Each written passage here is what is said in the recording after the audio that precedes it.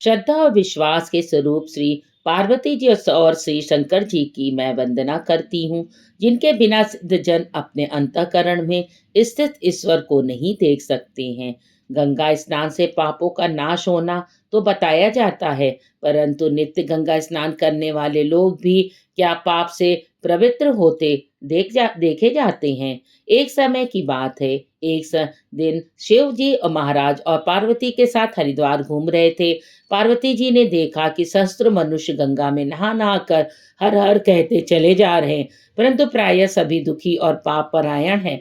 पार्वती जी ने बड़े आश्चर्य से शिव जी से पूछा, हे देव, गंगा में इतनी बार स्नान करने पर भी इनके पाप और दुखों का नाश क्यों नहीं हुआ? या गंगा में सामर्थ्य नहीं रही? शिव जी ने कहा, प्रिय, गंगा में तो वही सामर्थ्य है, परंतु इन लोगों ने पाप नाशनी गंगा में स्नान ही नहीं किया, तब इन्हें लाभ कैसे हो? पार्वती जी ने आश्चर्य से कहा, स्नान कैसे नहीं किया? सभी तो नहा नहा कर आ रहे हैं, अभी तक इनके शरीर भी नहीं सूखे हैं। शिव जी ने कहा, ये केवल जल में डुबकी लगाकर आ रहे हैं, तुम्हें कल इसका रहस्य समझाऊंगा। दूसरे दिन बड़े जोर की बरसात होने लगी, गलियां कीचड़ से भर गईं। एक चौड़े रास्ते में एक गहरा गड्ढा था, चारों ओर लपटीला कीचड़ भर रहा था। शिव जी ने लीला से कहा, इस लीला से ही वृद्ध रूप धारण कर लिया और दीन विवश की तरह गड्ढे में जाकर ऐसे पड़ गए जैसे कोई मनुष्य चलता चलता गड्ढे में घिर पड़ा हो और निकलने की चेष्टा करने पर भी न निकल पा रहा हो।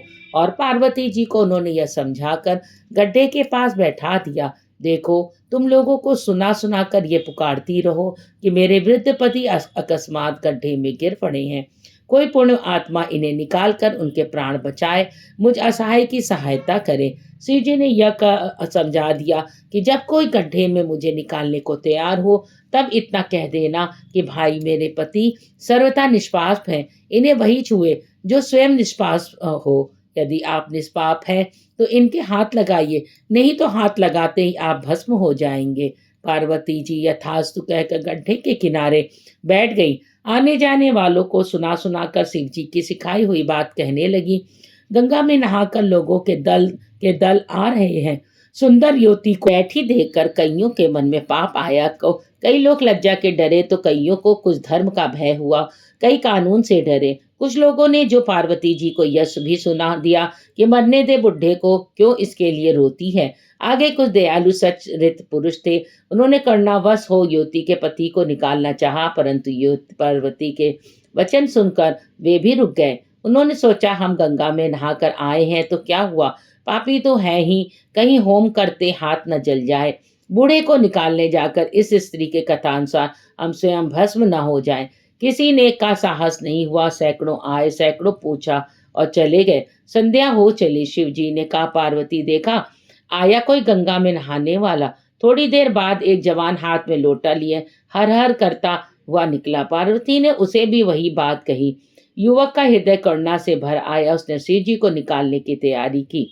पार्वती ने रोककर कहा, भाई, यदि तुम सर्वथा निष्पास हो नहीं होगे तो मेरे पति को छूते ही जल जाओगे। उसने उसी समय बिना किसी संकोच के दृढ़ निश्चय के साथ पार्वती से कहा, हे माता, मेरे निष्पास होने से तुझे संदेह क्यों होता है? देखती नहीं, मैं अभी गंगा में नहाकर आया हूँ।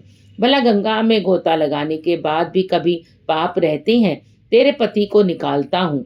युवक के लपक कर बूढ़े को ऊपर उठा लिया। शिव पार्वती ने उसे अधिकारी समझकर अपना असली स्वरूप प्रकट कर उसे दर्शन देकर कृतार्थ किया। शिव जी ने पार्वती से कहा, इतने लोगों में से इस एक ने ही गंगा स्नान किया। इसी दृष्टांत के अनुसार जो लोग बिना श्रद्धा विश्वास के केवल दंभ के लिए गंगा स्नान करते हैं, उन्हें वास्तविक फल नहीं मिलता। परंतु इसका यह मतलब नहीं कि गंगा स्नान व्यर्थ जाता है। विश्वास के साथ किए गए गंगा स्नान का मिलता है वास्तविक फल। सच्चे मन से किया हुआ स्नान ही हमें अपनी मनोकामना को पूर्ण करने का अधिकार देता है। आप अगर मेरे चैनल को आपने अभी तक लाइक और सब्सक्राइब नहीं किया है तो जरूर कर दें और कमेंट में हर हर महादेव लिखना ना भूलें। धन्यवाद।